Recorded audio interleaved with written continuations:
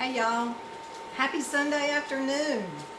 It's a rainy day here in North Alabama and I'm gonna make beef stew for supper, but not just any regular old beef stew. I'm going to make beef bourguignon. Well, a Tennessee/Alabama country girl needs to just say beef burgundy. That's what I'm making, beef burgundy.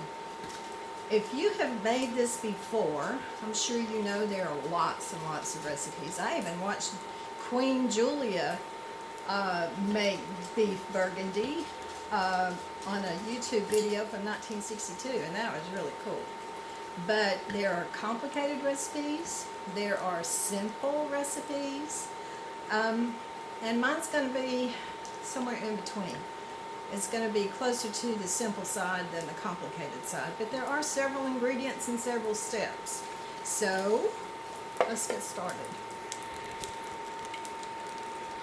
I've actually already taken about half a pound of bacon, cut it up, and rendered out as much of the fat as I could, getting the bacon crisp. So I'm going to take a bowl and move the bacon into a bowl, leaving the bacon fat.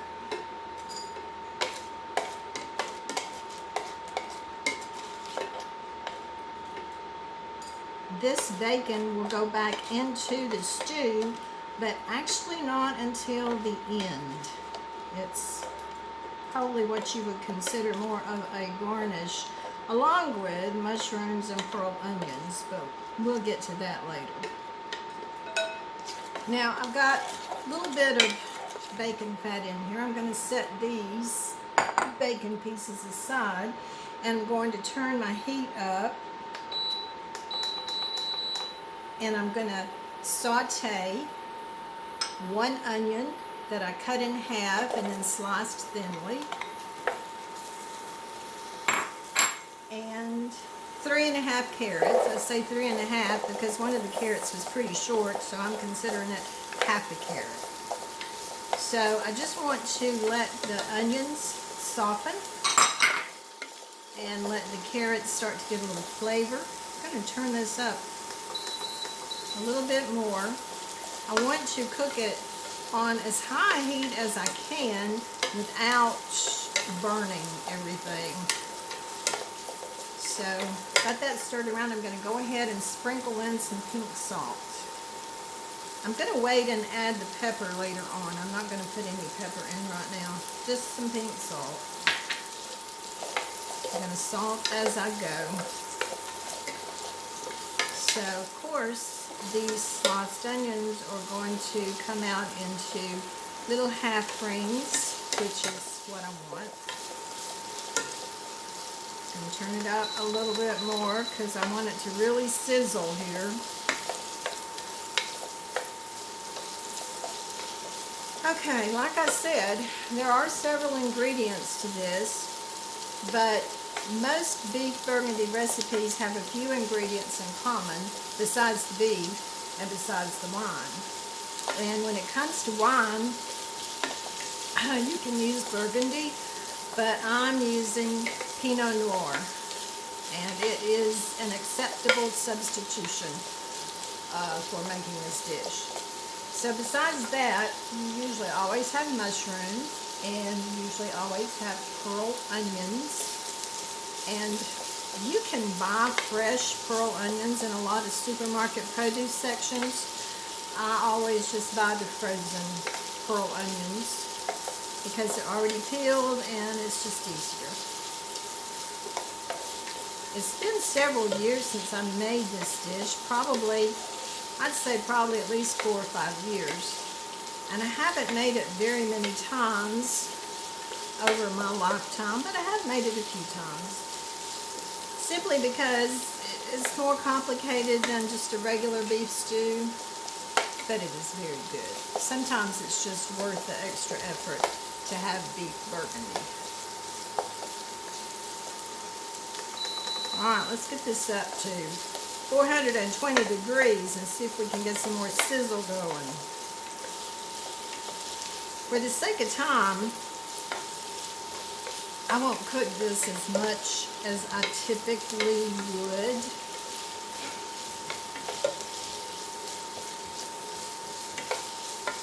Because I have some more browning that I need to do.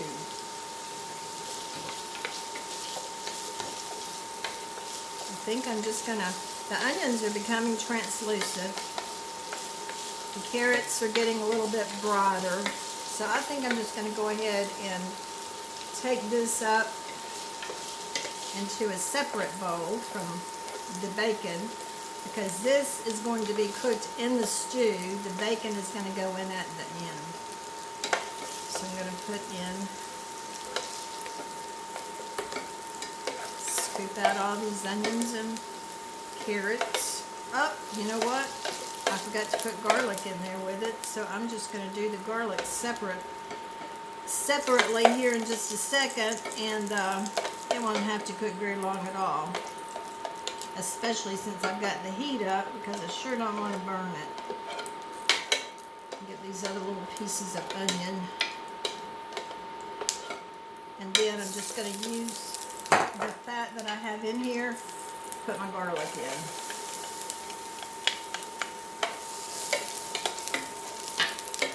Put it in here around the edges where the most of the fat is, so it can sizzle a little bit. And soften up. I used 3 cloves of garlic. I used 1 onion, as I said, 3½ carrots. I used 3 cloves of garlic. Now I'm going to go ahead and get this garlic out of here because it will burn quickly. And just put it on top of the carrots and the onions.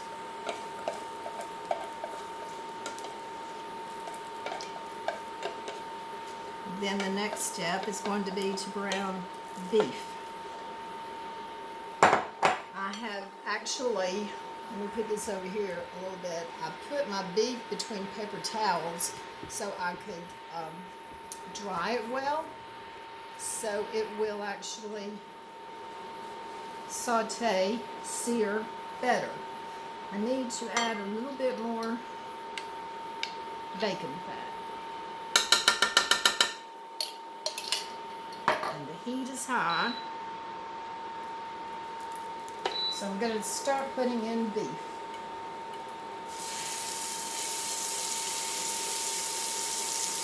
I may not put all, I may have to do this in 2 batches because you don't really want to crowd it too much. You want it to be able to sear.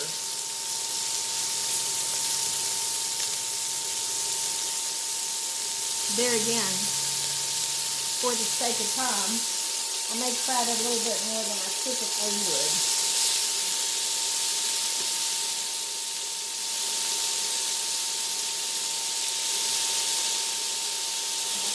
Get that paper towel out of the way, and then get the meat spread out here. It's actually fitting in pretty well. So just let it sit there for a minute and sizzle, and then sprinkle some salt on the meat.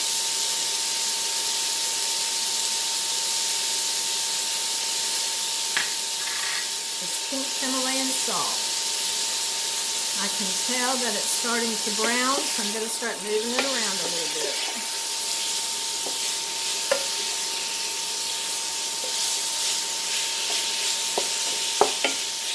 Now for the beef, typically most of the recipes I have seen for beef Burgundy use either, well, most of them use chuck. And a lot of times they just trim and chop up a chuck roast to get the beef. I actually am using 2 sirloin steaks. I trimmed the fat from the steaks and cut them into nice chunks.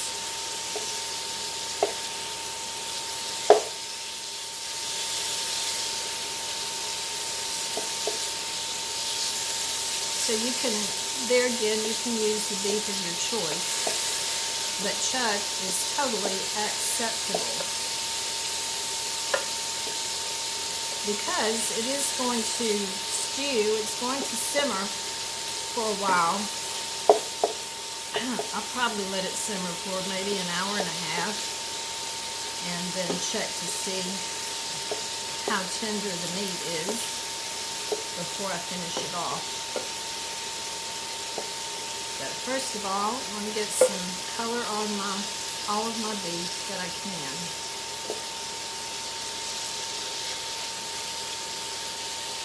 That's going pretty well. I'm going to leave that for another minute or two. And then I'm going to put the beef on top of the onions and carrots. And then I'll deglaze the pan and we'll get ready to put everything back in to start the stew. In fact, while this is browning here, I'm going to go ahead, I'm going to move this when I get everything in to stew. I'm going to move it over to the cooktop. I'm going to go ahead and turn my cooktop on. Medium, well, between medium and medium high, so it can be heating up and won't lose any cook time when I transfer it over. Alright, I think this meat looks pretty good. We've got some brown stuff going on there. So now I'm going to scoop it out on top of my carrots, onions, and garlic.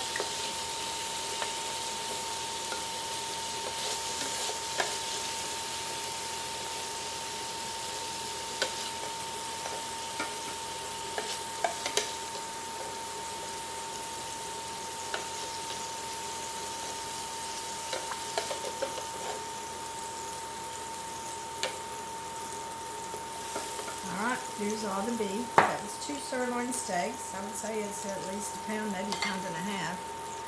Maybe 2 pounds. I don't know for sure.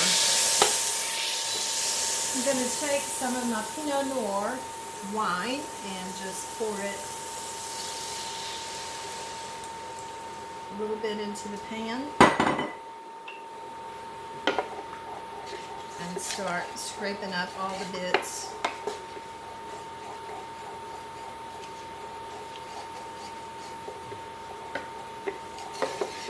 Okay, now let's talk about the Pinot Noir. This that I'm using is Pinot Noir that I got at Aldi. So I paid either $7.99, maybe $9.99, I don't remember exactly. But you can always buy a much better, more expensive wine. You can spend $20, $30 or more dollars on a bottle of wine. But honestly, my wine palate is not sophisticated enough to really care if I'm using Aldi wine or something more expensive. Alright, so I put the beef, the carrots, the onions, and the garlic back in the pan. And now I'm going to add seasonings. Traditional seasonings for beef Burgundy are thyme and or marjoram. So I'm using both. I had some thyme growing on the deck, so I'm using about a tablespoon of fresh thyme. I would use about a teaspoon if I was using dried. I'm using a half teaspoon of dried marjoram. Just sprinkle that on. And then I'm adding a couple of bay leaves. Some recipes call for bay, some don't, but I love the flavor bay leaves give to beef. Now I'm going to add liquid. I have 2 cups of beef broth. And in this dish, I have 2 tablespoons of Worcestershire sauce, 1 tablespoon of tomato paste, and 1 teaspoon of kitchen bouquet. If you're not familiar, kitchen bouquet is a browning and seasoning sauce, and I love the flavor and the richness it gives to especially beef dishes. So I'm going to get a spatula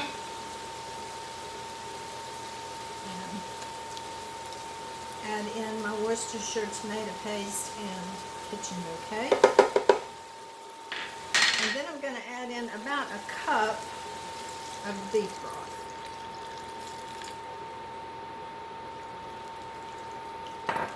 And stir that all around. Get that sauce blend mixed in with the broth.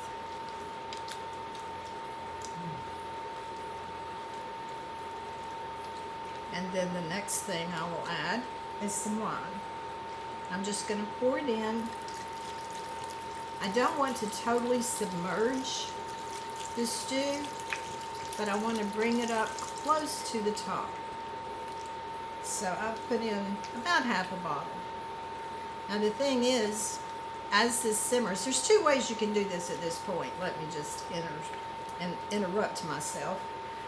You could cover this and put it in the oven at, say, between 275 and 325 and just let it cook in the oven for 2-3 hours. But I'm just going to keep it on top of the stove and let it simmer.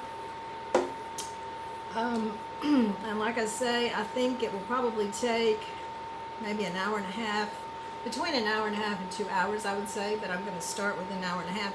And during that time that it's simmering, I'm going to keep a close watch on it because I may need to add more liquid, more broth and wine as we go. But I think this is enough liquid for now. So at this point, I'm going to put the lid on my pot, move it over to the cooktop.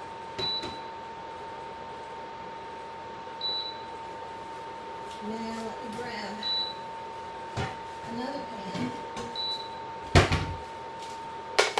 because the next thing I want to do is prepare ahead the mushrooms and the pearl onions that are going to go in after the stew has pretty well finished cooking. I'm going to start with putting in some more bacon grease.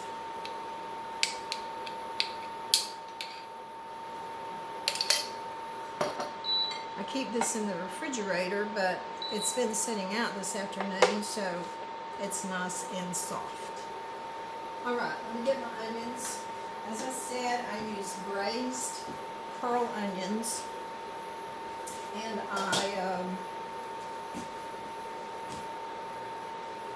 buy them frozen, and then I just put them in the pan with a little bit of water, about half a cup or so of water, and they've been cooking for about 15 minutes or so.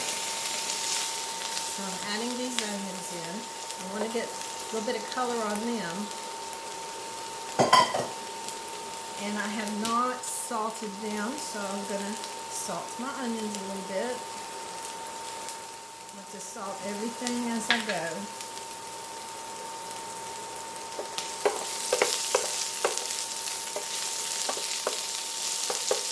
And let these onions get a little bit of color. Let me see how my stew is. Ooh, it's bubbling really good, so I'm going to turn it down to just under medium. Let it simmer a little bit more slowly. As I say, the pearl onions and the mushrooms are definitely a traditional ingredient in beef Burgundy. But they go in at the end, so they're really more of a garnish. I could have used more, but Mike is not a fan of onions, so I will have the joy of eating all the onions, so I will have plenty.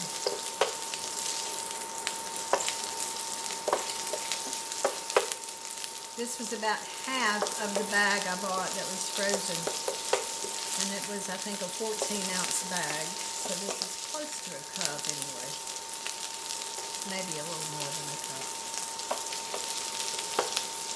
Looks like I could have trimmed a few of these. That still has a little bit of the stalk on it. That's okay, it makes it more rustic. A rustic beef Burgundy. Alright. Ooh, starting to see some brown on onions. That's what I want.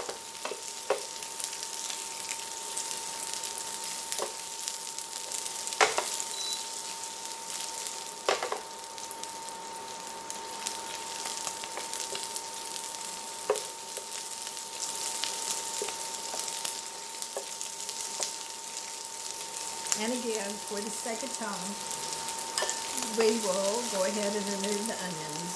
I'm going to get my spoon here. I'm going to put them on top of my bacon because the bacon and the onions and the mushrooms are going in at the end. So I'm just preparing these ahead of time, and they will just sit while the stew simmers. All right. A little more of the bacon drippings.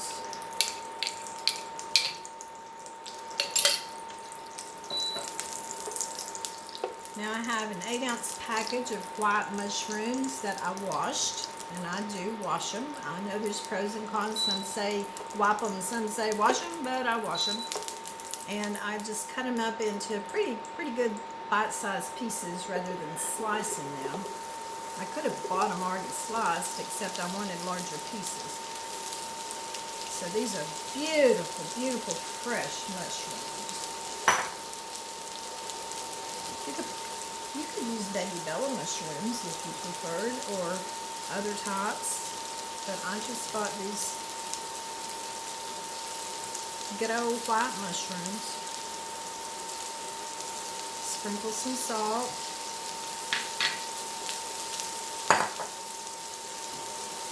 I'm going to let those mushrooms cook for a minute. So that, actually, I have used at this point all of the ingredients that I will be using, except I have some flour and some black pepper over here. When the stew has finished and gotten to the point that I think it's ready to eat, if I think it needs thickening, I will make a slurry with a little bit of flour and a little bit of beef broth and use that to thicken the sauce. But it's just going to depend on how it looks at the end, whether I use it or not. Turn some of these mushrooms. They're getting some good color. That's what I want.